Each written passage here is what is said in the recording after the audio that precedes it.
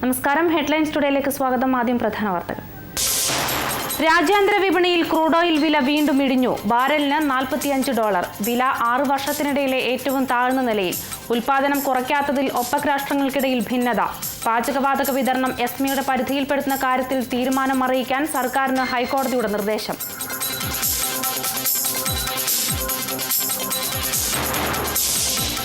കേശവേന്ദ്രകുമാർ IAS-നെ കരിയോയിൽ ഒഴിച്ച കേസ് പിൻവലിക്കില്ല. ആവശ്യമെങ്കിൽ കേസ് പിൻവലിക്കാനുള്ള നീക്കം റദ്ദാക്കുമെന്ന് ഉമ്മൻചാണ്ടി.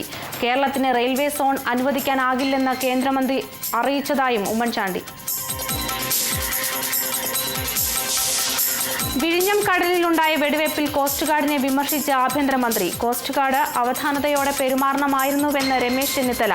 വെടിവയ്പിൽ റോയും തീരസംരക്ഷണ സേനയും അന്വേഷണം ആരംഭിച്ചു.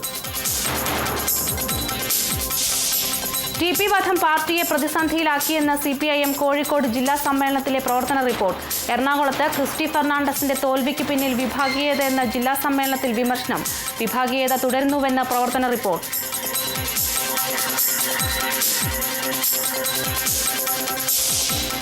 ഇന്ത്യക്കെതിരായ തീവ്രവാദ നീക്കത്തെ പാകിസ്ഥാൻ പ്രോത്സാഹിപ്പിക്കുന്നുവെന്ന് കരസേനാ മേധാവി ദൽബീർ സിംഗ് സുഹാഗ്.